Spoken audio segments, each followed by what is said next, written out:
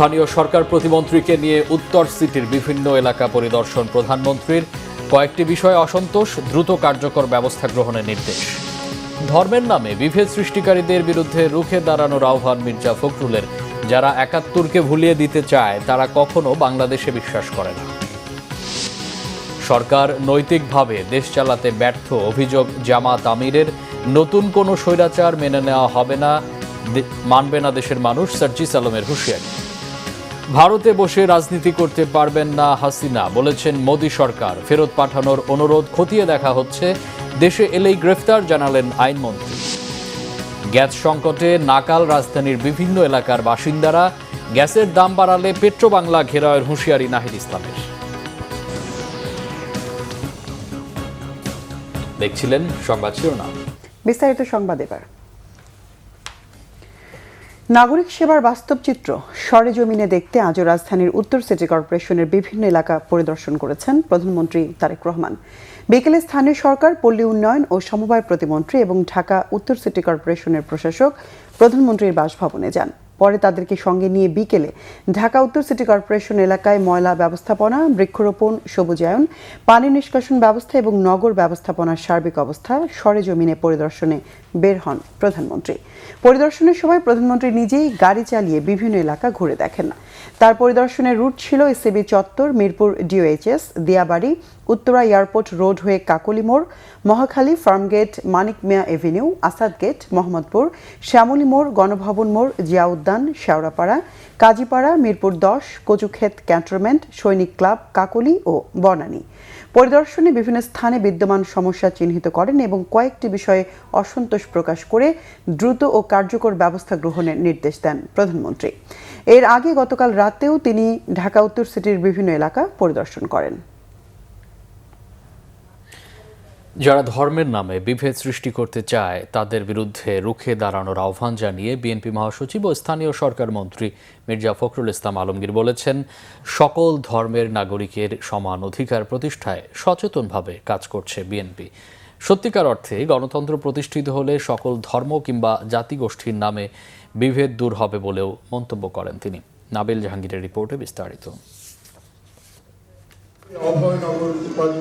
শুক্রবার বিকালে রাজধানীর ডিপ্লোমা ইঞ্জিনিয়ার্স ইনস্টিটিউটে সংখ্যালঘুদের সুরক্ষা ও নিরাপত্তা বিধান শীর্ষক মতবিনিময় সভা আয়োজন করে সম্মিলিত সনাতন পরিষদ। এতে প্রধান অতিথি ছিলেন বিএনপি মহাসচিব ও স্থানীয় সরকার মন্ত্রী মির্জা ফখরুল ইসলাম আলমগীর। সরকার সকল ধর্মের ও গোষ্ঠীর নাগরিকদের অধিকার প্রতিষ্ঠায় কাজ করছে জানিয়ে এলজিআরডি মন্ত্রী বলেন, দেশে সত্যিকার অর্থে গণতন্ত্র প্রতিষ্ঠা হলে সকলের অধিকার রক্ষা হবে। আসলে আমার কাছে মনে হয় যে আমাদের মূল যে দুর্বলতাটা, সেটা দুর্বলতা হচ্ছে যে আমরা একটা গণতান্ত্রিক রাষ্ট্র নির্মাণ করতে পারিনি। গণতন্ত্র হলেই আমাদের পারস্পরিক যে অধিকার, আপনার অধিকার, আমার অধিকার, ধর্মীয় অধিকার, সব কিছু এখানে রক্ষা হতো। যেহেতু আমরা পারিনি, সেই কারণে সেই অধিকারগুলো সবসময় রক্ষা করা সম্ভব হয়নি। আমরা সরকারে আসার পরে আমি এটুকু বলতে পারি যে আপনার অত্যন্ত সচেতনভাবে সকল ধর্মের, সকল মানুষের অধিকারকে সুরক্ষার জন্য, তাদের সম্পদকে সুরক্ষার জন্য সব রকম ব্যবস্থা আমরা গ্রহণ করেছি। দেশে ধর্মীয় বিভেদ সৃষ্টির ষড়যন্ত্র চলছে জানিয়ে উগ্রবাদ ও মৌলবাদকে প্রশ্রয় দেওয়া হবে না বলেও হুঁশিয়ার করেন তিনি। ১৫ বছরে গণতন্ত্র ধ্বংস হয়ে গিয়েছিল। একটা ভয়াবহ পরিস্থিতির মধ্যে থেকে আমরা বেরিয়ে এসেছি। এখন একটা সুযোগ পেয়েছি আমরা যে গণতন্ত্রকে প্রাতিষ্ঠানিক রূপ দেয়া। আসুন আমরা সেই চেষ্টাটা করি। ধর্মের ভিত্তিতে যারা দেশকে বিভাজন করতে চায় তাদের বিরুদ্ধে আমাদেরকে কিন্তু রুখে দাঁড়াতে হবে। আমরা এখানে উগ্রবাদকে প্রশ্রয় দিতে পারি না, মৌলবাদকে প্রশ্রয় দিতে পারি না। আমরা এখানে একটা উদারপন্থী গণতান্ত্রিক বাংলাদেশ আমরা নির্মাণ করতে চাই। এ সময় মুক্তিযুদ্ধ ও জুলাইয়ের স্বপ্ন বাস্তবায়নে গণতান্ত্রিক বাংলাদেশ প্রতিষ্ঠার অঙ্গীকার ব্যক্ত করেন বিএনপি মহাসচিব। যারা ৭১কে ভুলে যেতে চায় বা ভুলিয়ে দিতে চায় তারা কখনো বাংলাদেশে বিশ্বাস করে না।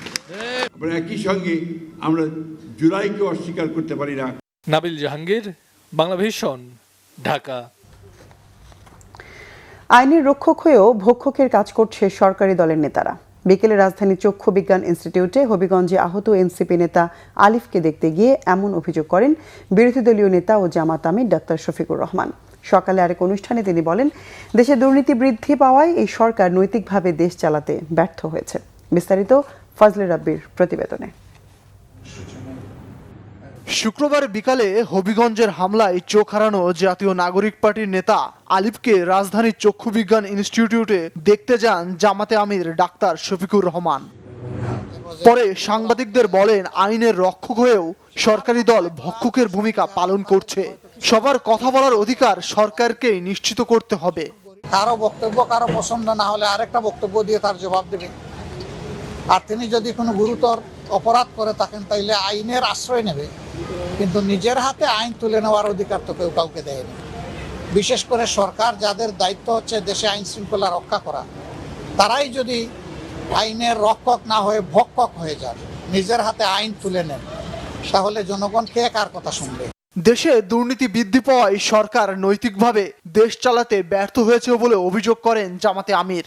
শুক্রবার সকালে জাতীয় প্রেস ক্লাবে পরিবহন শ্রমিক ফেডারেশনের ত্রিবার্ষিক জাতীয় সম্মেলনে এই মন্তব্য করেন বিরোধী দলীয় নেতা তারেক রহমান সাহেব প্রধানমন্ত্রী, তিনি চান না, অথচ দুর্নীতি সবাই করে। এটা কিভাবে হলো? আমরা দেখি তার ইশারায় সবকিছু চলে, তাহলে তার ইশারায় এটা বন্ধ হয় না কেন? ব্যর্থতার দায় যখন স্বীকার করলেন, তখন কি এই সরকারের আর ক্ষমতায় থাকার কোনো নৈতিকতা থাকে? নৈতিক দিক থেকে সরকার তার অধিকার হারিয়েছে দেশকে পরিচালনা করা। চাঁদাবাজদের কাছে বিভিন্নভাবে পরিবহন শ্রমিকরা হয়রানির শিকার হচ্ছেন। সরকারি দল এসব নেতৃত্ব দিচ্ছে বলেও অভিযোগ করেন তিনি। চাঁদাবাজদের হাতে যেখানে সেখানে পরিবহন শ্রমিকরা তারা নাজেহাল হচ্ছেন। চাঁদা দিতে অস্বীকার করলেই তাদের উপর বিপদ নেমে আসছে। তাদেরকে মারধর করা হচ্ছে, আহত করা হচ্ছে, গাড়ি ভেঙে দেওয়া হচ্ছে। কারা করছে? সরকারি দলের লোকেরা করছে, এটা পরিষ্কার। এদিকে জুলাই শহীদদের মর্যাদা ও আহতদের সুস্থতা কামনায় বাদ জুম্মার রাজধানীর বাইতুল মোকাররম মসজিদে ঢাকা মহানগর দক্ষিণ জামাতের উদ্যোগে এক দোয়া মাহফিলের আয়োজন করা হয়। ফজলে রাব্বি, বাংলা ভিশন, ঢাকা।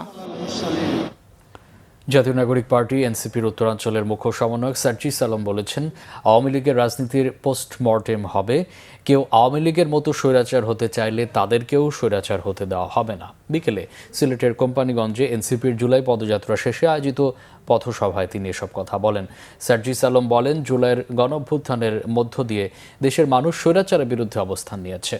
ভবিষ্যতে কোনো রাজনৈতিক দল বা ব্যক্তি ক্ষমতায় গিয়ে একই ধরনের কর্তৃত্ববাদী আচরণ করলে জনগণ তা মেনে নেবে না। কোম্পানিগঞ্জে এনসিপির কর্মসূচিকে কেন্দ্র করে এলাকায় কঠোর নিরাপত্তা ব্যবস্থা নেওয়া হয়। কর্মসূচিতে দলটির কেন্দ্রীয় ও স্থানীয় নেতাকর্মীরা অংশ নেন। জাতীয় পার্টি এরশাদ স্বৈরাচার হয়ে উঠেছিল।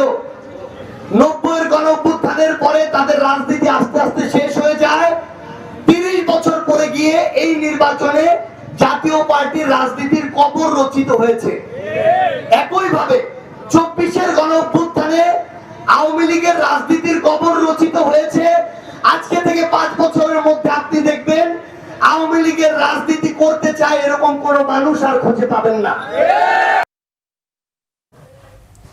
মুক্তিযুদ্ধ বিষয়ক প্রতিমন্ত্রী ইশরাক হোসেন বলেছেন, প্রধানমন্ত্রী তারেক রহমানকে উদ্দেশ্য করে কুৎসিত অরাজনৈতিক বক্তব্য কোনোভাবেই মেনে নেওয়া হবে না।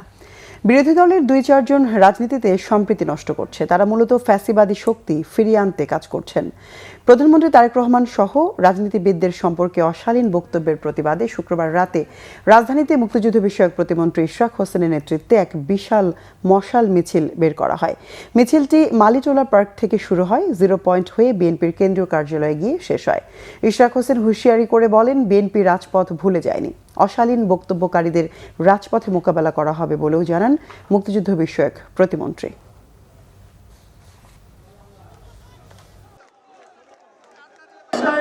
তারেক রহমানের বিরুদ্ধে যারা কুৎসিত, অশালীন, অশ্রাব্য এবং অরাজনৈতিক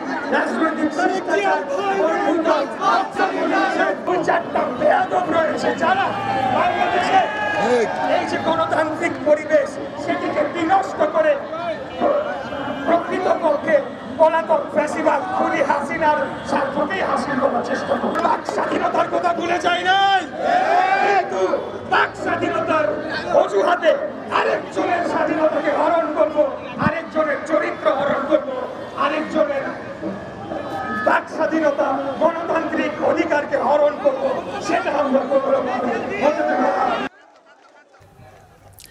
বাংলাদেশের ক্ষমতাচ্যুত প্রধানমন্ত্রী শেখ হাসিনাকে ভারতের মাটি ব্যবহার করে রাজনৈতিক কর্মকাণ্ডের অনুমতি দেওয়া হয়নি বলে জানিয়েছেন নরেন্দ্র মোদী সরকার। বৃহস্পতিবার লোকসভায় পররাষ্ট্র বিষয়ক স্থায়ী কমিটির এক বৈঠকে এই তথ্য জানানো হয়। সংসদীয় কমিটির বৈঠকে ভারতের পররাষ্ট্র মন্ত্রণালয় জানায়, মানবিক কারণে শেখ হাসিনাকে ভারতে অবস্থানের সুযোগ দেওয়া হয়েছে, তবে দীর্ঘদিনের নিয়ম অনুযায়ী ভারতের মাটি ব্যবহার করে অন্য কোনো দেশের বিরুদ্ধে রাজনৈতিক কার্যক্রম পরিচালনার অনুমতি দেওয়া হবে না। একই সাথে শেখ হাসিনার প্রত্যর্পণের বিষয়ে বাংলাদেশের অনুরোধ আইনগত কাঠামো অনুযায়ী বিবেচনা করতে পররাষ্ট্র মন্ত্রণালয়কে সুপারিশ করেছে কমিটি। আইন সংস্কার কমিশনের প্রস্তাবনাগুলো জুলাই সনদের আলোকেই বাস্তবায়ন করা হবে জানিয়েছেন আইন বিচার ও সংসদ বিষয়ক মন্ত্রী মোহাম্মদ আসাদুজ্জামান। শেখ হাসিনা দেশে ফিরলে তার বিরুদ্ধে আইনানুগ ব্যবস্থা নেওয়া হবে বলেও জানান তিনি। সকালে ঝিনাইদহ শহরের পুরাতন ডিসি কোর্ট চত্বরে বৃক্ষ মেলার উদ্বোধন শেষে সাংবাদিকদের প্রশ্নের জবাবে তিনি এসব কথা বলেন। মন্ত্রী বলেন, অন্তর্বর্তীকালীন সরকারের সময় আইন সংস্কার কমিশন 133টি অধ্যাদেশ জারি করে, যার প্রায় সবগুলোই বিএনপি সরকার গ্রহণ করেছে। এ সময় সেখানে ছিলেন বেসামরিক বিমান পরিবহন ও পর্যটন প্রতিমন্ত্রী এম রশিদুজ্জামান মিল্লাত। তিনি বলেন, দেশের পর্যটন খাতকে দেশি ও বিদেশি পর্যটকদের কাছে আকৃষ্ট করতে মহাপরিকল্পনা গ্রহণ করা হয়েছে। পরিকল্পনা বাস্তবায়ন হলে দেশের পর্যটন খাত অনেক এগিয়ে যাবে বলে আশা প্রকাশ করেন তিনি। আইন সংস্কার কমিশনের প্রস্তাবনার আলোকেই 133টা অর্ডিন্যান্স অন্তর্বর্তীকালীন সরকারের সময় জারি করা হয় এবং সেই অর্ডিন্যান্সগুলোর মধ্য থেকে প্রায় সবগুলোই আমরা কিন্তু সেই সংস্কারগুলো গ্রহণ করেছি। বাকি যেগুলো আছে আমরা সংবিধান সংশোধন কমিটি গঠন করেছি, বিশেষ কমিটি। সেই কমিটি জুলাই সনদের আলোকে আমরা সংস্কারগুলো এগিয়ে নেব। মুক্তিযুদ্ধ বিষয়ক প্রতিমন্ত্রী ইশাক হোসেন বলেছেন, সারা দেশে মুক্তিযুদ্ধের সম্মুখ সমর যেসব স্থান রয়েছে সেগুলো স্মৃতি ইতিহাস সংরক্ষণে উদ্যোগ নেওয়া হবে। মুন্সিগঞ্জের সিরাজদিখানে মুক্তিযুদ্ধের একটি সম্মুখ সমরের স্থান পরিদর্শন শেষে তিনি বলেন, মুক্তিযুদ্ধের গৌরবময় ইতিহাস সংরক্ষণ করেই ভবিষ্যৎ প্রজন্মের কাছে জাতির আত্মত্যাগ ও স্বাধীনতার চেতনাকে পৌঁছে দিতে হবে। মুক্তিযুদ্ধ বিষয়ক প্রতিমন্ত্রী বলেন, 2024 সালে রক্তাক্ত গণঅভ্যুত্থানে সবকিছুই ছিল বাংলাদেশের মুক্তিযুদ্ধের মূল আদর্শকে ঘিরেই। বিভিন্ন সময় আধিপত্যবাদী শক্তির বিরুদ্ধে জনগণের প্রতিরোধের কথা উল্লেখ করেন তিনি। যারাই দাবিয়ে রাখার চেষ্টা করেছে জনগণ তাদের বিরুদ্ধেই ফুঁসে উঠেছে বলেও মন্তব্য করেন ইশরাক হোসেন। মুক্তিযুদ্ধের যে সম্মুখ সমরের যে স্থানগুলো ছিল সারা দেশে, যেখানে যুদ্ধ হয়েছে, সেই স্থানগুলোতে আমরা সেই স্মৃতি সংরক্ষণ করার জন্য কোনো একটা স্থাপনা অথবা একটা স্তম্ভ এই ধরনের একটা উদ্যোগ নিব এবং এটাকে লিপিবদ্ধ করে নথিভুক্ত করব। সৈয়দপুরে এরকম 3টি সম্মুখ সমরের যুদ্ধ স্থান রয়েছে, এর মধ্যে একটি আজকে পরিদর্শন করে গেলাম। পরবর্তীতে আমরা মন্ত্রণালয়ের পক্ষ থেকে সেখানে এটার পূর্ণাঙ্গ ইতিহাসটা সেটিকে লিপিবদ্ধ করা এবং সেখানে একটা স্মৃতিটাকে সংরক্ষণ করার জন্য কোনো ধরনের একটা স্থাপনা তৈরি করা যায় কিনা সেটার সম্ভাব্যতা যাচাই করে সেই উদ্যোগটা আমরা নিব। এটি আসলে আমাদেরকে। রাজধানীতে গ্যাসের সংকট আরও প্রকট হয়েছে। সাময়িক বন্ধ রয়েছে অনেক সিএনজি ফিলিং স্টেশন। চাহিদা অনুযায়ী গ্যাস পাচ্ছেন না জানালেন ভোক্তারা। তিতাসের লাইনে গ্যাসের চাপ কম থাকায় উপায় না পেয়ে বৈদ্যুতিক চুলা, সিলিন্ডার আর লাকড়ির চুলার ব্যবহার বাড়ছে ঢাকায়। মুবাশির আহমেদের রিপোর্ট। আমদানি করা তরলীকৃত প্রাকৃতিক গ্যাস বা এলএনজি রূপান্তর করে গ্রাহক পর্যায়ে পৌঁছে দিতে ভাসমান এলএনজি সরবরাহ কেন্দ্রে সম্প্রতি কারিগরি ত্রুটির কারণে জাতীয় গ্রিডে গ্যাসের সরবরাহ কমেছে। একই সাথে তিতাসের লাইনে চাপ কমে যাওয়ায় ঢাকাসহ দেশব্যাপী তীব্র গ্যাসের সংকট দেখা দিয়েছে, যার প্রভাব পড়েছে বাসাবাড়ি, শিল্প কারখানা ও ফিলিং স্টেশনে। সরবরাহ কম থাকায় যানবাহনে চাহিদা মতো গ্যাস দিতে পারছেন না সিএনজি পাম্প ও ফিলিং স্টেশনগুলো। এতে লাইনে দীর্ঘ সময় অপেক্ষা করতে হচ্ছে ভোক্তাদের। গত 4-5 দিনের থেকে আজকে সময়টা একটু কম লাগছে, অল্প গাড়ি পাইছি আর কি। 130 টাকার গ্যাস লইছি, 3 কাপ মারার আগেই গ্যাস শেষ। গ্যাসে তো সব হাওয়া। মানে 175 টাকার গ্যাস দিয়ে তো কি চালাবো আমি নিজেই বলতে পারতেছি না। আর সবচেয়ে দুঃখের বিষয়, আমার লাইভে আমি গেল বৃহস্পতিবার মহাখালী এবিএম এ সিরিয়াল দিছি রাত 11:30টায়, সকাল 8টায় আমি গ্যাস পাইছি। এর প্রভাব পড়েছে বাসাবাড়িতেও। লাইনে গ্যাসের চাপ না থাকায় চুলা জ্বলছে না অনেক পরিবারে, বাধ্য হয়ে বিকল্প পথ বেছে নিতে হচ্ছে। 15-16 দিন ধরে গ্যাস নাই, আমাদের স্টোভ কিনে কেরোসিন কিনে আমাদের অবস্থা খুবই খারাপ হয়ে যাচ্ছে। আমরা গরিব মানুষ, সীমিত ইনকাম। সারাদিনে যদি একটুও গ্যাস থাকতো তাহলে আমরা টুকটাক রান্না করে উঠতে পারতাম, কিন্তু সারাদিনেই গ্যাস থাকে না। আর মাটির চুলায় রান্না বান্না করে আসলে অনেক কষ্টই হয়ে যায়। যতই শীঘ্রই পারে এই গ্যাসের সমাধানটা যেন করে দেয়। এদিকে গ্যাসের সরবরাহ কম থাকায় কলকারখানায়ও উৎপাদন কমেছে। 10 আগস্ট পর্যন্ত এই সংকট থাকতে পারে বলে জানিয়েছে তিতাস গ্যাস কর্তৃপক্ষ। মুবাশির আহমেদ, বাংলা ভিশন, ঢাকা। সরকার গ্যাসের দাম বাড়ালে পেট্রোবাংলা ঘেরাওয়ের হুঁশিয়ারি দিয়েছেন বিরোধী দলীয় চিফ হুইপ নাহিদ ইসলাম। শুক্রবার রাতে রাজধানীর আগারগাঁওয়ে জাতীয় চক্ষুবিজ্ঞান ইনস্টিটিউটে হবিগঞ্জে হামলায় আহত ছাত্রশক্তির নেতা আলিফ চৌধুরীর খোঁজ খবর নেওয়া শেষে এসব কথা বলেন তিনি বলেন, বাসায় গ্যাস নেই, বিল ঠিকই দিতে হচ্ছে। সরকার খুব শিগগিরই জনগণের প্রবল প্রতিরোধের মুখে পড়তে যাচ্ছে বলেও আগাম বার্তা দেন নাহিদ ইসলাম। আলিফের উপর হামলায় সরকারের নীরবতার নিন্দা জানানোর পাশাপাশি জনগণকে আন্দোলনের জন্য প্রস্তুত হওয়ার আহ্বান জানান। বলেন, তরুণরা সরকারের সাথে নেই, বিরোধী দলের সাথেই আছে। এই যে গ্যাসের দাম বৃদ্ধি পেয়েছে, আমরা অবশ্যই পেট্রোবাংলা ঘেরাও করব যদি এই ধরনের গ্যাসের দাম বৃদ্ধি করা হয়। সারা ঢাকা শহরের মানুষ তো নেমে আসবে। মানুষের বাসায় এমনি গ্যাস পাচ্ছে না, গ্যাস নাই, কিন্তু তাকে প্রতি মাসে ঠিকই বিল দিতে হচ্ছে। এখন আপনি যখন এই বিদ্যুৎ কেন্দ্র এবং যানবাহনে গ্যাসের দাম বৃদ্ধি করবেন, এটার ইফেক্ট সারা দেশে পড়বে। দ্রব্যমূল্যের দাম বৃদ্ধি পাবে, কলকারখানা বন্ধ হয়ে যাচ্ছে, ব্যবসায়ীরা কেউ ওই দেশে ইনভেস্টমেন্ট করতে চাচ্ছে না। শুরু থেকেই বিতর্কের মুখে বরগুনার তালতলীতে নির্মিত বরিশাল 350 মেগাওয়াট কয়লাভিত্তিক তাপ বিদ্যুৎ কেন্দ্র। প্রথমে জমি জবরদখল, তারপর ওঠে বন কাটা কিংবা নদী ভরাট সহ নানান দুর্নীতি ও অনিয়মের অভিযোগ। কিন্তু ধারাবাহিক অভিযোগ উঠলেও কোনো অভিযোগই আমলে নেয়নি তৎকালীন সরকার। চালু হওয়ার 3 বছর না যেতেই এবার এই বিদ্যুৎ কেন্দ্রের দূষণ ছড়িয়ে পড়ায় পুরো এলাকায় চর্মরোগ সহ বিভিন্ন ইনফেকশনজনিত রোগ ব্যাধি ছড়িয়ে পড়েছে। বরগুনা থেকে ফিরে বিদ্যুৎ কেন্দ্রটির দখল, দূষণ ও দুর্নীতি নিয়ে কেফায়েত শাকিলের 2 পর্বের ধারাবাহিকের আজ দেখুন প্রথম পর্ব। সালেহা বেগম, মুখের মতো তার সারা শরীরেও ছড়িয়ে পড়েছে চর্মরোগ। দুঃসহ এই যন্ত্রণা, স্বাভাবিক জীবন যেন থেমে গেছে এই নারীর। তার অভিযোগ, এলাকায় কয়লাভিত্তিক তাপবিদ্যুৎ কেন্দ্র নির্মাণের পরই তার শরীরে অস্বাভাবিকভাবে বেড়েছে চুলকানি। যত ওষুধ খাই কমে না, দেখালে ওঠে এইকালে মানে সুই দিয়ে যেরমের গুঁতো মারে না, ওই গুঁতো। বরগুনার তালতলী উপজেলার নিশানবাড়িতে 2023 সালে চালু হয় বরিশাল 350 মেগাওয়াট কয়লাভিত্তিক তাপবিদ্যুৎ কেন্দ্র। সেই থেকে ওই এলাকায় ব্যাপক হারে চর্মরোগ ছড়িয়ে পড়ার অভিযোগ স্থানীয়দের। বিদ্যুৎ কেন্দ্র লাগোয়া বড় অঙ্কুজান পাড়ার 21 জন নারীর উপর জরিপে 17 জনের শরীরেই মিলেছে চর্মরোগ। অন্য 4 জনেরও ছিল পরিবেশ দূষণজনিত রোগ। এই বিদ্যুৎ চালু হয়েছে পর আর কি এই রোগটা হয়েছে।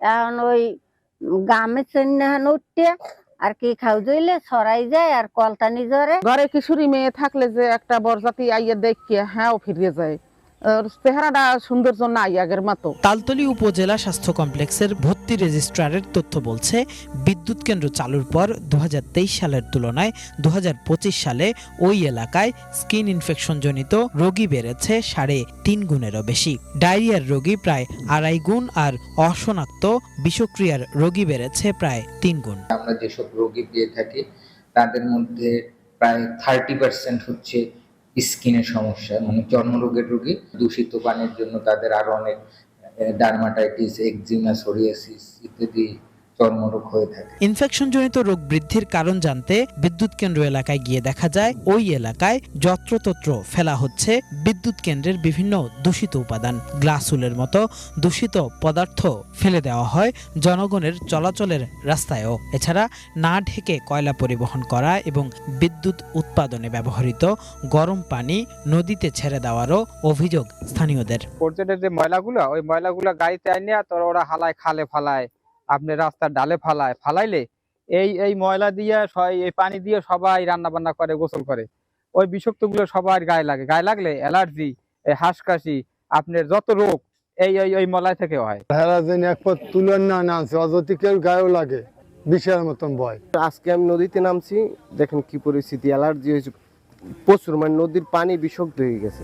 এমনিতেই কয়লাভিত্তিক বিদ্যুৎ কেন্দ্র পরিবেশ, জলবায়ু ও জনস্বাস্থ্যের জন্য ক্ষতিকর। তার মধ্যে এই বিদ্যুৎ কেন্দ্রটি কমপ্লায়েন্স না মানায় পরিস্থিতি আরও ভয়াবহ হয়ে উঠছে বলে মনে করেন বিশেষজ্ঞরা। গ্লাসুলগুলো পাওয়ার প্ল্যান্টগুলোতে তাপমাত্রা নিরোধক ম্যাটেরিয়াল হিসাবে ব্যবহার করা হয়। এটি চুলকানি, অ্যালার্জি, বিভিন্ন রকমের রোগে তৈরি করতে পারে চামড়াতে লাগলে, আর নিঃশ্বাসের মাধ্যমে মানব শরীরে গেলে এটা কার্সিনোজেনিক এলিমেন্টস এবং এটার কারণে ক্যান্সারের ঝুঁকি তৈরি করতে পারে। তবে এসব অভিযোগের বিষয়ে জানতে চাইলে কিছুই জানে না বলে দাবি নিয়ন্ত্রক প্রতিষ্ঠান বিদ্যুৎ উন্নয়ন বোর্ডের। আমি তো ওদের পাওয়ার প্ল্যান্টে এখনো যাইনি কখনো, তারা কি কমপ্লায়েন্স মানতেছে না, আগে ওদের একটু নেন, জিনিসগুলো আমাকে দিয়েন, আমি ওদের সাথে কথা বলবো, দেখি তারপরে যদি না মানে তখন ধরা যাবে। যদিও বিশেষজ্ঞরা বলছেন এই বিপর্যয়ের দায় এড়াতে পারে না সরকারি সংস্থাগুলো। এটা একটা দানবীয় বলতে পারেন যে এই পাওয়ার প্ল্যান্টকে ঘিরে তৈরি হয়ে গেছে।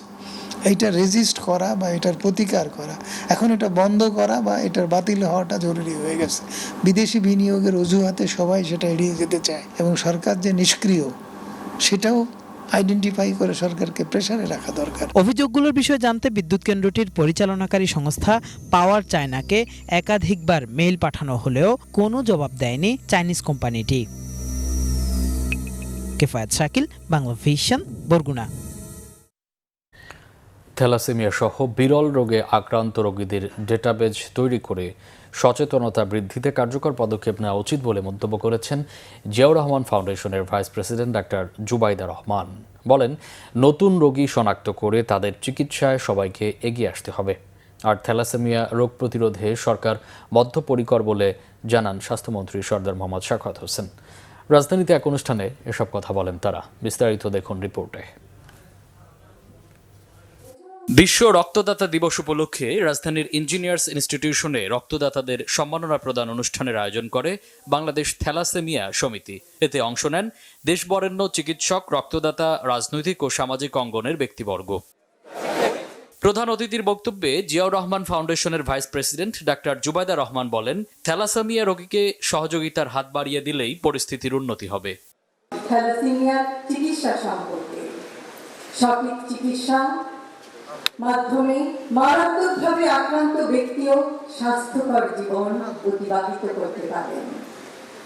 এক্ষেত্রে একটি সচেতন মানবিক সমাজ হিসেবে আমরা কিছু পদক্ষেপ নেওয়ার প্রয়াস করতে, থ্যালাসেমিয়া সম্পর্কে সচেতনতা সৃষ্টি ও শনাক্তকরণ প্রক্রিয়া চালানো যায় সদর হাসপাতালে, উপজেলা স্বাস্থ্য কমপ্লেক্সে, ইউনিয়ন ও গ্রাম পর্যায়ে, প্রত্যন্ত গ্রামেও উপসর্গ শনাক্ত করা যায়।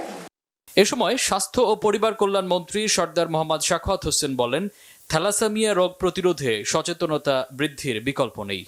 আমরা গ্রামে যাই, আমরা দেখি যে হারে কিডনি রোগী, যে হারে মানে ব্রেস্ট ক্যান্সার, ইউটেরাস ক্যান্সার, তারপর liver cancer, lung cancer, tuberculosis, সবগুলি যদি একখানে করি, it will exceed 20% of the total population. Seriously বেড়ে যাচ্ছে আমাদের খাদ্যাভ্যাসের ক্ষেত্রে। অনুষ্ঠানে বক্তারা বলেন, থ্যালাসেমিয়া রোগীদের সামাজিক ও স্বাস্থ্য সুরক্ষা নিশ্চিত করা জরুরি। সমাজের প্রতিটি সচ্ছল মানুষের উচিত স্বেচ্ছাসেবকমূলক কাজের সাথে যুক্ত হওয়া। বিয়ের আগে থ্যালাসেমিয়া বাহক নির্ণয় পরীক্ষা নিশ্চিত করতে পারলে এবং রক্তদান আন্দোলন অব্যাহত রাখলে আমরা অচিরেই নতুন থ্যালাসেমিয়া রোগীর সংখ্যা শূন্যের নামে আনতে সক্ষম হব। অনুষ্ঠানে বিভিন্ন ক্যাটাগরিতে নির্বাচিত 170 জন রক্তদাতা ও 41টি স্বেচ্ছাসেবী সংগঠন ও প্রতিষ্ঠানের হাতে সম্মাননা স্মারক, সনদপত্র তুলে দেওয়া হয়। মামুন আব্দুল্লাহ, বাংলা ভিশন, ঢাকা। কক্সবাজারে রোহিঙ্গা ক্যাম্প পরিদর্শন করছেন মার্কিন প্রেসিডেন্টের দক্ষিণ ও মধ্য এশিয়া বিষয়ক বিশেষ দূত সার্জিও গোর দুপুরে কক্সবাজারে রোহিঙ্গা ক্যাম্পে পৌঁছান। সেখানে আশ্রিত রোহিঙ্গাদের সার্বিক বিষয়ে খোঁজ খবর নেন তিনি। মিয়ানমারের রাখাইন থেকে উৎখাত হয়ে কক্সবাজারে আশ্রিত রোহিঙ্গাদের জন্য যুক্তরাষ্ট্রের সহায়তা আরও বাড়ানোর অনুরোধ জানিয়েছে সরকার। শনিবার প্রধানমন্ত্রী তারেক রহমানের সঙ্গে সাক্ষাৎ করবেন মার্কিন প্রেসিডেন্টের এই বিশেষ দূত। সার্জিও গোরের সফরে বাংলাদেশের পররাষ্ট্রনীতির বর্তমান অগ্রাধিকার, আঞ্চলিক কৌশলগত অবস্থান এবং ঢাকা ওয়াশিংটন সম্পর্কের ভবিষ্যৎ নিয়ে আলোচনা গুরুত্ব পাবে। বিশেষ করে জুনে প্রধানমন্ত্রীর চীন সফর, একই মাসে পররাষ্ট্রমন্ত্রীর মস্কো সফর এবং তুরস্কের পররাষ্ট্রমন্ত্রীর ঢাকা সফরের পর বাংলাদেশের কৌশলগত অবস্থান নিয়ে আন্তর্জাতিক মহলে যে আগ্রহ তৈরি হয়েছে, সেই প্রেক্ষাপটে ওয়াশিংটনের মূল্যায়নও এই সফরে প্রতিফলিত হতে পারে। প্রয়োজনে প্রেসিডেন্ট ডোনাল্ড ট্রাম্প প্রশাসনের বার্তাও তিনি বাংলাদেশের নেতৃত্বের কাছে তুলে ধরতে পারেন। রাজধানীর মান্ডার গ্রিন মডেল টাউন উন্নয়নে হাউজিং কোম্পানিটিকে 6 মাসের সময় দিয়েছেন সড়ক পরিবহন ও রেল প্রতিমন্ত্রী হাবিবুর রশিদ হাবিব। নির্দিষ্ট সময়ের মধ্যে কাজ শেষ না করলে প্রয়োজনীয় পদক্ষেপ নেওয়ারও হুঁশিয়ারি দিয়েছেন। মান্ডার গ্রিন মডেল টাউনে শিক্ষার্থীদের মাঝে গাছ বিতরণ ও বৃক্ষরোপণ কর্মসূচি উদ্বোধনের পর তিনি এই সিদ্ধান্তের কথা জানান। প্রতিমন্ত্রী বলেন, পরিবেশ রক্ষার মাধ্যমে শিশুদের জন্য নিরাপদ দেশ ও ভবিষ্যৎ গড়তে প্রধানমন্ত্রী কাজ করছেন। তারই অংশ হিসেবে জনগণের ভোটে জনপ্রতিনিধিরা নির্বাচিত হয়েছেন, তাই জনতার কাছে সব জনপ্রতিনিধি জবাবদিহি করতে বাধ্য থাকবেন। হাবিবুর রশিদ হাবিব বলেন, ঢাকা 9 ও বাংলাদেশকে গড়ে তোলা এবং 9 এর মানুষের সুযোগ সুবিধা বাস্তবায়ন করাই তার আসল কাজ। বলেন, ক্ষমতার জন্য নয়, জনগণের সেবা করতেই তিনি প্রতিনিধি হয়েছেন। এ সময় এলাকার মানুষের জন্য একটি খেলার মাঠ, একটি কবরস্থান, রাস্তা ও কাঁচা বাজার করতে হাউজিং কোম্পানিকে সময় বেঁধে দেন প্রতিমন্ত্রী। জানান, ঢাকার সব আবাসিক হাউজিং এলাকা সিটি কর্পোরেশনের অন্তর্ভুক্ত করা হয়েছে। দেশের জ্বালানি নিরাপত্তা নিশ্চিত করতে আমদানি নির্ভর নীতির পরিবর্তে নিজস্ব গ্যাস অনুসন্ধান এবং নবায়নযোগ্য জ্বালানির উপর গুরুত্ব দিচ্ছে সরকার বলে জানিয়েছেন পরিকল্পনা প্রতিমন্ত্রী ও গণসংহতি আন্দোলনের প্রধান সমন্বয়কারী জোনায়েদ সাকি। শুক্রবার বিকেলে রাজধানীর কেন্দ্রীয় শহীদ মিনারে গণসংহতি আন্দোলনের আয়োজিত জুলাই গণসমাবেশে তিনি বলেন, জ্বালানির মজুদ বাড়ানো, দেশীয় গ্যাস অনুসন্ধান জোরদার এবং বিনিয়োগ বান্ধব পরিবেশ গড়ে তোলার মাধ্যমে উৎপাদন ও কর্মসংস্থান ভিত্তিক অর্থনীতি গড়ে তোলাই সরকারের লক্ষ্য। ধর্মকে ব্যবহার করে বিভাজন ও অস্থিরতা সৃষ্টির অপচেষ্টার বিরুদ্ধে জনগণকে সতর্ক থাকার আহ্বান জানিয়ে জোনায়েদ সাকি বলেন, জুলাই আন্দোলনের আকাঙ্ক্ষা বাস্তবায়নে ঐক্যের কোনো বিকল্প নেই। বাংলাদেশে আর কখনো ফ্যাসিবাদ, স্বৈরাচার ফিরে আসবে না, আসতে দেওয়া হবে না। জাতীয় ঐক্যের মাধ্যমে তা রুখে দেওয়া হবে বলেছেন প্রধানমন্ত্রীর প্রেস সচিব আবু আবদুল্লাহ এম সালেহ। রাজধানীর পরিবাগে বিশ্ব সাহিত্য কেন্দ্র এক প্রকাশনা অনুষ্ঠানে বিশেষ অতিথির বক্তব্যে কথা বলেন তিনি। জানান, বিগত 15 বছর ছিল ফ্যাসিস্ট সরকারের শাসন। তারা নিজেদের ক্ষমতার জন্য জনগণের অধিকার হরণ করেছে। প্রধানমন্ত্রীর অর্থ উপদেষ্টা ডক্টর রাশেদ আল মাহমুদ তিতুমির বলেন, 11 দেশে বিরাজনীতিকরণের ষড়যন্ত্র হয়েছে। এই ঘটনার নেপথ্য উদ্দেশ্য খুঁজে বের করার কথাও জানান তিনি। বিএনপি যুগ্ম মহাসচিব সৈয়দ এমরান সালে প্রিন্স বলেছেন, জামাত এনসিপি নেতারা আওয়ামী বন্দোবস্তের অপরাজনীতি করে জুলাই গণঅভ্যুত্থানের চেতনা ভুলুণ্ঠিত করছে। জুলাই গণঅভ্যুত্থান দিবসের কর্মসূচি পালনের প্রস্তুতি উপলক্ষে ধোবাউড়া উপজেলা ডাকবাংলা মিলনায়তনে উপজেলা বিএনপি ও অঙ্গ সংগঠনের এক যৌথ সভা অনুষ্ঠিত হয়। সভায় প্রিন্স বলেন, বাংলাদেশকে উন্নত সমৃদ্ধ গণতান্ত্রিক রাষ্ট্র হিসেবে গড়ে তুলতে প্রধানমন্ত্রী তারেক রহমান নির্বাসন থেকে দেশে ফিরে যে পরিকল্পনার ঘোষণা দিয়েছিলেন, নির্বাচনে জয়ী হয়ে তা বাস্তবায়নের কাজ শুরু করেছেন। দেশ ও জনগণের সুফলও পেতে শুরু করেছে। জামাত এনসিপি নেতাদের বক্তব্যের কঠোর সমালোচনা করেন প্রিন্স। বলেন, বিরোধী নেতারা প্রধানমন্ত্রীর ঐতিহাসিক বক্তব্য ও অঙ্গীকারকে কটাক্ষ করে অপব্যাখ্যা করছে, যা দেউলিয়াত্বের পরিচয় বহন করে। দিনের আরও কিছু খবর নিয়ে এখন দেখুন একটি ডেস্ক রিপোর্ট। গত 17 বছরে মাদকের বিস্তারে সমাজ ব্যবস্থা মারাত্মকভাবে ক্ষতিগ্রস্ত হয়েছে। তাই মাদক প্রতিরোধে পরিবার, সমাজ, শিক্ষা প্রতিষ্ঠান ও প্রশাসনকে সমন্বিতভাবে কাজ করতে হবে বলেছেন জাতীয় সংসদের হুইপ ও শরীয়তপুর 3 আসনের সংসদ সদস্য মিয়া নুরুদ্দিন আহমেদ অপু। শরীয়তপুরের গোসাইরহাটে জয়ন্তী নদীর উপর প্রস্তাবিত নলমুড়ি কুচাইপট্টি সেতুর সম্ভাব্য স্থান পরিদর্শনের সময় তিনি একথা বলেন। ধ্বংস করে ফেলতেছে। অশালীন বক্তব্যের কারণে এনসিপির নেতারা বিভিন্ন জায়গায় অপমানিত হচ্ছেন মন্তব্য করেছেন মাদারীপুর 3 আসনের সংসদ সদস্য আনিসুর রহমান তালুকদার। করিম খান স্মৃতি ফুটবল টুর্নামেন্ট এবং বৃক্ষরোপণ কর্মসূচি উদ্বোধনের পর সাংবাদিকদের প্রশ্নের জবাবে তিনি একথা বলেন। স্বাক্ষরিত জুলাই জাতীয় সনদ বিএনপি সরকারের আমলেই বাস্তবায়ন হবে বলে আবারও আশ্বস্ত করেছেন প্রধানমন্ত্রীর রাজনৈতিক সহকারী রাশেদ খান। ঝিনাইদহের হরিণাকুণ্ডুতে জুলাই শহীদ রাকিবের কবর জিয়ারতের পর সাংবাদিকদের তিনি একথা বলেন। খাগড়াছড়ির মানিকছড়িতে উৎসবমুখর পরিবেশ আর বর্ণাঢ্য আয়োজনে অনুষ্ঠিত হল উপজেলা বিএনপির সম্মেলন। দীর্ঘ 17 বছর পর সম্মেলন করতে পারায় খুশি নেতাকর্মীরা। প্রধান অতিথি ছিলেন খাগড়াছড়ির সংসদ সদস্য ওয়াদুদ ভূঁইয়া। সভাপতিত্ব করেন উপজেলা বিএনপির আহ্বায়ক হাবিবুর রহমান। এছাড়াও সম্মেলনে জেলা বিএনপির সাধারণ সম্পাদক এম.এন. আফসার, প্রধান উপদেষ্টা জাকিয়া জিনাত বিথি সহ স্থানীয় নেতারা উপস্থিত ছিলেন। রাজধানীর শাহবাগে বাংলা একাডেমির কবি শামসুর রহমান মিলনায়তনে নন্দিনী সাহিত্য ও পাঠচক্রের প্রতিষ্ঠা বার্ষিকী ও সাহিত্য সম্মেলন অনুষ্ঠিত হয়েছে।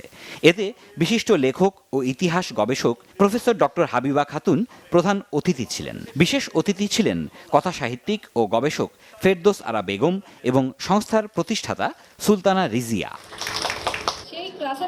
রাজধানীর আগারগাঁওয়ে জাতীয় আর্কাইভ ও গ্রন্থাগার মিলনায়তনে অনুষ্ঠিত হয়েছে মিরপুর সায়েন্স কলেজের প্রথম পুনর্মিলনী অনুষ্ঠান। দিনব্যাপী আয়োজনে স্মৃতিচারণ, শুভেচ্ছা বিনিময় এবং সাংস্কৃতিক পরিবেশনায় মুখর ছিল মিলনায়তন। প্রধান অতিথি ছিলেন কলেজের উপদেষ্টা এবং সাবেক সচিব মোহাম্মদ সাইদুর রহমান। বিশেষ অতিথি ছিলেন অতীশ দীপঙ্কর বিজ্ঞান ও প্রযুক্তি বিশ্ববিদ্যালয়ের উপাচার্য ডক্টর মোহাম্মদ জাহাঙ্গীর আলম। সভাপতিত্ব করেন কলেজের প্রতিষ্ঠাতা অধ্যক্ষ মোহাম্মদ আনোয়ার হোসেন রিপন। সিরাজুম্মনি শুভ, বাংলা ভিশন, নিউজ ডেস্ক। আমরা সংবাদ শেষ করব। শিরোনামগুলো আরেকবার জানিয়ে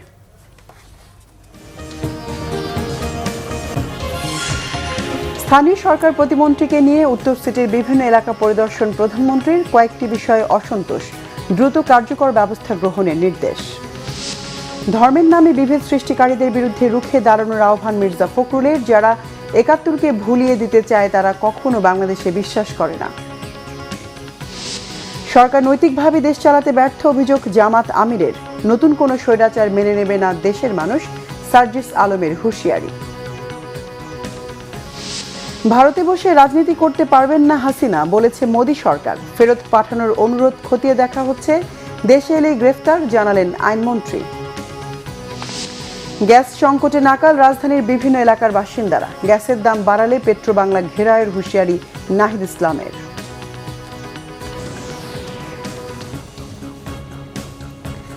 দর্শক, ছিল এখনকার মতো। পরের সংবাদ রাত ১টায় দেখার আমন্ত্রণ রইল।